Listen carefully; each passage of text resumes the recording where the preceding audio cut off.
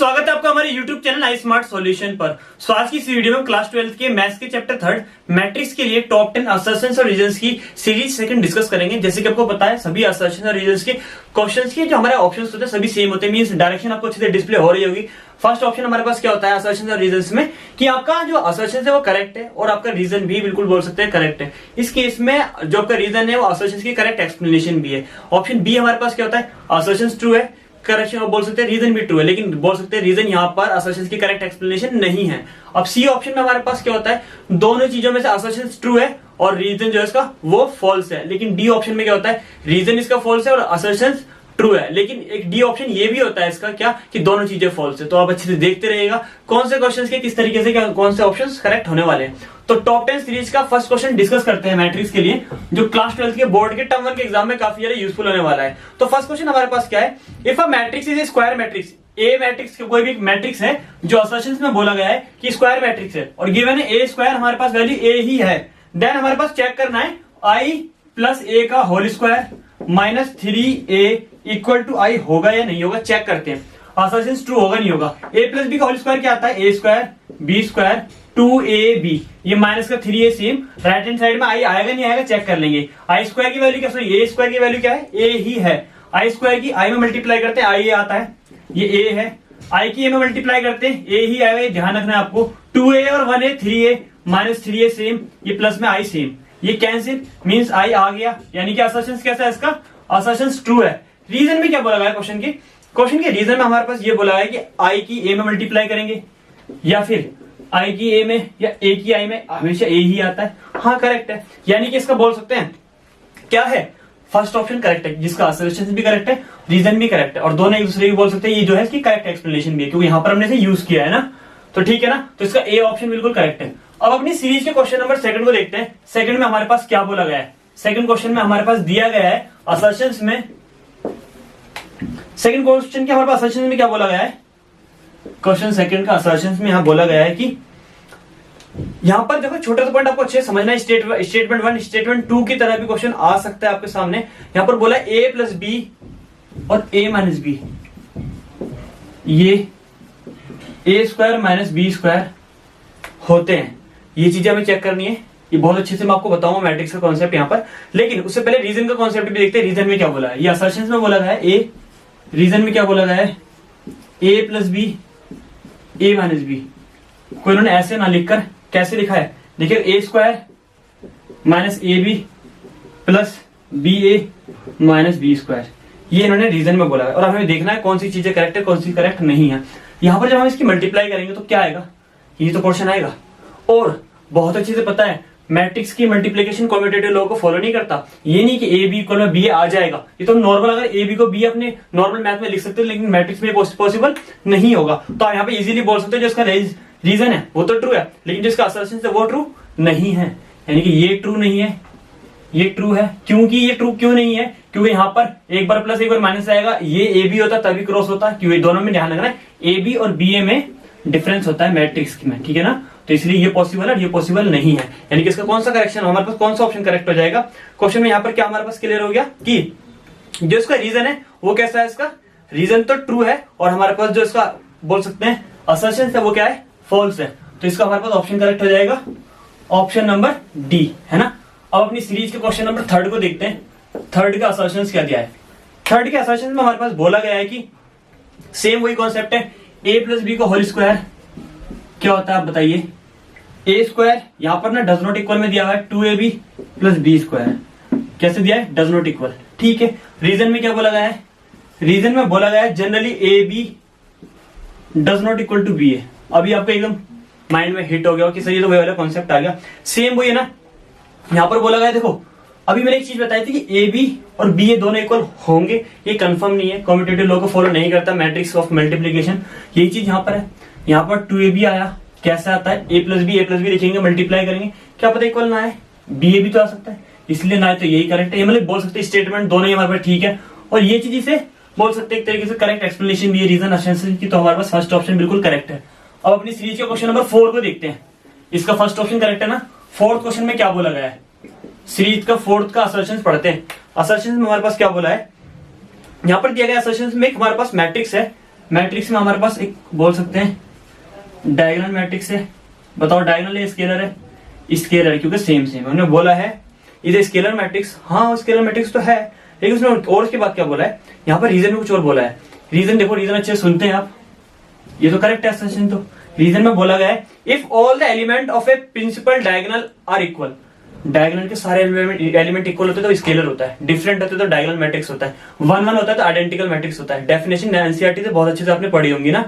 यहाँ पर बोला है इसके बाद it is called a scalar matrix. हाँ दोनों चीज ठीक तो है बिल्कुल, यानी कि इसका ये भी चीज करेक्ट है, ये इसकी डेफिनेशन, ये हम बोल सकते हैं रीजन असर्शन की करेक्ट एक्सप्लेनेशन है। तो ऑप्शन ए हमारे पास बिल्कुल ठीक होगा। अब अपनी सीरीज के 5th क्वेश्चन को देखेंगे। 5th में क्या बोला गया है ना। 5th का असर्शन क्या दिया है? 5th के असर्शन में बोला गया मैट्रिक्स है 1 2 1 5 2। ये कुछ इस फॉर्म में मीन सिर्फ और सिर्फ इसमें क्या है, एक कॉलम है और 3 रो है। इसका ऑर्डर भी आपको दिख गया होगा। इसे कॉलम मैट्रिक्स जिसमें सिर्फ सिंगल कॉलम हो, बोल सकते हैं रो हमारे पास 3 है, कॉलम 1 है। रो हमारे पास 2 भी हो, यानी कि बोल सकते हैं m/1, यानी कि कॉलम 1 होनी चाहिए तो कॉलम मैट्रिक्स की पहचान होती है। ठीक है कॉलम मैट्रिक्स है, लेकिन रीजन में क्या बोला गया है? रीजन में पढ़ते हैं मैट्रिक्स ऑफ ऑर्डर m/1। अभी तो बोला मैंने रो हमारे पास कॉलम मैट्रिक्स होता है, रो मैट्रिक्स में उल्टा हो जाता है। ये चीज आपने पढ़ी है बेसिक डिटेल। तो कौन सा ऑप्शन करेक्ट हो जाएगा इसका हमारे पास? फर्स्ट। क्यों? क्योंकि ये रीजन असर्शन की करेक्ट एक्सप्लेनेशन है। अब अपनी सीरीज के 5th क्वेश्चन को देखते हैं। 5th में हमारे पास क्या बोला गया है ना।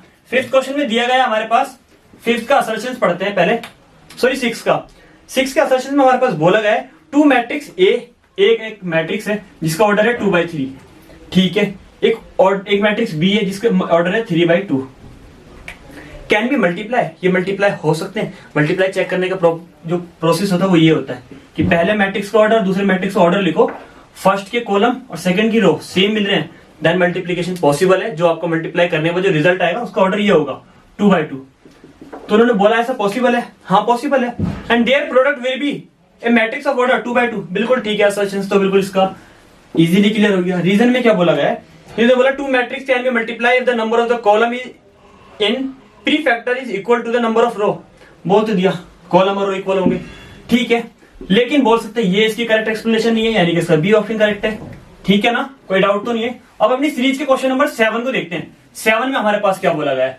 सीरीज के क्वेश्चन नंबर 7 के असर्शंस देखते हैं पहले। असर्शंस में हमारे पास बोला गया एक मैट्रिक्स है जिसकी हमारे पास कुछ एलिमेंट गिवन है 0 3/3 का है, 0 3 2 -3 3 -5 -2 5 और 0। ये मैट्रिक्स है, कोई ए मैट्रिक्स मान लेते हैं। बोला गया is a skew symmetric matrix. Skew symmetric किसे बोलते हैं? जिसमें पहले इसका डैश फाइंड करते हैं। डैश में क्या होता है? रो को कॉलम में 0 3 2, सेकंड रो को सेकंड कॉलम बना लेते हैं। ठीक है, इसमें से माइनस कॉमन लेते हैं, बोल सकते हैं माइनस से मल्टीप्लाई करेंगे तो क्या हो जाएगा हमारे पास? चेंज हो जाएंगे। देखते हैं, ये -3 +3 हो जाएगा, ये -2 +2 हो जाएगा, ये -3 हो जाएगा, ये -3 -5 हो जाएगा, ये -2 ये +5 ये 0। तो क्या ये सेम ए की वैल्यू बन गई 0 3 2? ठीक है, माइनस नहीं बनी, यहाँ पर -3 यहाँ पर 3 है। बोल सकते हैं ए का डैश ए के डैश माइनस के इक्वल नहीं आ रहा है, यानी कि इसकी सिमेट्रिक नहीं है ये हमारे पास। ये कौन सा उसका असर्शन करेक्ट नहीं है? रीजन देखते हैं। इसे मैं रफ कर दूं ना, सिर्फ ये वाली चीज ध्यान रखना, असर्शन करेक्ट नहीं है इसका। क्यों नहीं है? क्योंकि इसकी सिमेट्रिक के प्रोसेस को फॉलो नहीं कर रहा है। कैसे बोलते हैं? ए का डैश ए के नेगेटिव के इक्वल आ जाए, ये हमारे पास इसकी सिमेट्रिक की कंडीशन होती है। और सिमेट्रिक की ए का ट्रांसपोज ए के इक्वल आ जाए, ये सिमेट्रिक होता है, ये इसकी सिमेट्रिक होता है। तो असर्शन तो करेक्ट नहीं है। रीजन में क्या बोला गया है? रीजन में बोला है अ मैट्रिक्स इज इसकी सिमेट्रिक इफ उसका ए डैश के इक्वल हो। इसकी सिमेट्रिक होता है नहीं ना, ये वाला होता है इसकी सिमेट्रिक, ये तो सिमेट्रिक होता है। तो इसका ये भी करेक्ट नहीं है, ये भी, यानी कि डी ऑप्शन करेक्ट है। ठीक है ना। अब अपनी सीरीज के क्वेश्चन नंबर 8 को देखते हैं। ज्यादा हार्ड क्वेश्चन नहीं है, इसकी डिटेल वीडियो में बहुत अच्छे से कॉन्सेप्ट को डिटेल में डिस्कस किया हुआ है। अगर आपको फिर भी कोई डाउट है तो कमेंट बॉक्स में मेंशन कर देंगे, मैं आपको उसकी प्लेलिस्ट वैसे मैंने डिस्क्रिप्शन बॉक्स में प्रोवाइड कर दी है, आप वहां से भी कॉन्सेप्ट को अच्छे से क्लियर कर सकते हैं। सीरीज के 8th क्वेश्चन के हमारे पास असर्शंस में बोला गया ट्रांसपोज ऑफ ए मैट्रिक्स। एक मैट्रिक्स है हमारे पास जिसमें एलिमेंट दिया है 2 5 -1, इसका ट्रांसपोज चेक कर लेते हैं। इसका ट्रांसपोज क्या आएगा? 2 5 -1। उसने बोला यहाँ पर the transpose of A matrix is a column matrix. हाँ, कॉलम मैट्रिक्स की पहचान बताती है, रो कितनी भी हो लेकिन कॉलम एक ही होना चाहिए। असर्शंस ठीक है। रीजन देखते हैं। रीजन में बोला गया है transpose of A matrix of order m into n का ट्रांसपोज होगा is a matrix of the same order. Same order का सेम ऑर्डर रहेगा हमारे पास। उन्होंने बोला यहाँ पर अगर मैं 2/3 का ट्रांसपोज कर दूं तो ट्रांसपोज होने पे क्या हो जाता है 3/2 हो जाएगा, यानी कि सेम ऑर्डर नहीं रहेगा, यानी कि इसका रीजन करेक्ट नहीं है, असर्शंस करेक्ट है, इसका मतलब इसका सी ऑप्शन बिल्कुल ठीक है। अब अपनी सीरीज के क्वेश्चन नंबर 9 को देखते हैं। 9 में हमारे पास क्या बोला हुआ है, कैसे कैसे सॉल्व करना है। 9 का असर्शंस देखते हैं पहले। 9 के असर्शंस में हमारे पास क्या बोला गया है ना, 9 के असर्शंस में हमारे पास एक मैट्रिक्स गिवन है। अच्छा क्वेश्चन है, ध्यान रखना आपको। 1/3 इसके एलिमेंट क्या क्या है, 1 -2 2 -2 1 2 और ये दिया हुआ है -2 -2 -1। अब आपको पता है क्या फाइंड करना है, यहां पर निकालना है ए और ए के ट्रांसपोज का प्रोडक्ट हमेशा आई आएगा, चेक करना है। तो चेक करते हैं आएगा या नहीं आएगा। ए का ट्रांसपोज, ए और ए के ट्रांसपोज यहां पर लिखते हैं। ए कितना हमारे पास 1/3 और मैट्रिक्स कितना है 1 -2 2 -2 1 2 -2 -2 -1 और यहां पर देखते हैं इसका ट्रांसपोज। ट्रांसपोज में पता है 1/3 तो सेम रहेगा। ट्रांसपोज में क्या होगा, पहली रो पहला कॉलम बन जाएगा 1 -2, सेकंड रो सेकंड कॉलम बन जाएगा, कोई परेशानी नहीं है आपको, ठीक है।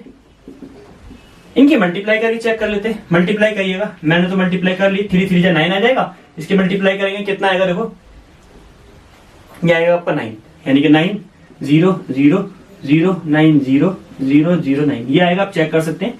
9 कॉमन लेकर कट गया, कैंसिल आउट हो गया, 1 0 0 0 1 0 0 0 1। मल्टीप्लाई आती है ना, बहुत अच्छे से डिस्कस की मैंने, इसकी ट्रिक भी बताई आपको। कुछ बच्चों को 3/3 के मैट्रिक्स में मल्टीप्लाई करने में बहुत ज्यादा डिफिकल्टी फेस करते हैं, लेकिन मैंने आपको उसकी बहुत अच्छे से ट्रिक भी बताई है। डिटेल वीडियो में अच्छे से आप देख सकते हैं। कोई भी वीडियो अगर आपको नहीं मिलती है चैनल पर, कमेंट बॉक्स में मेंशन कर सकते हैं, मैं आपको बोल सकते हैं सेपरेटली लिंक प्रोवाइड करा दूंगा वीडियो का।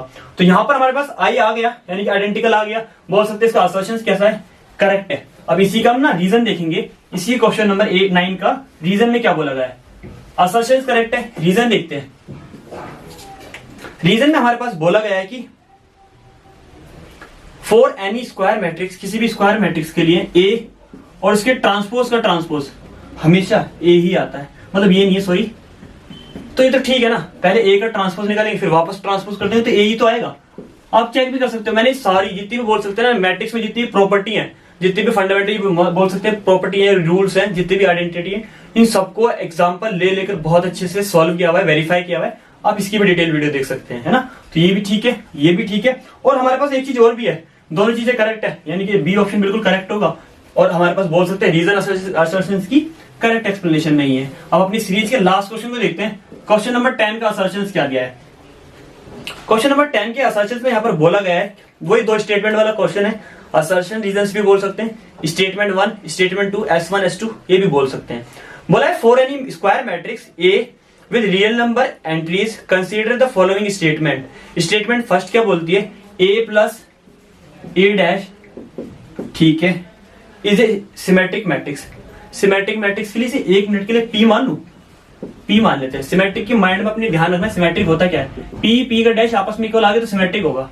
तो इसका डैश चेक करते हैं, पी का डैश निकालते हैं। डैश का मतलब इस पे भी होल डैश हो जाए, क्योंकि मैंने पूरे को पी लेट किया है।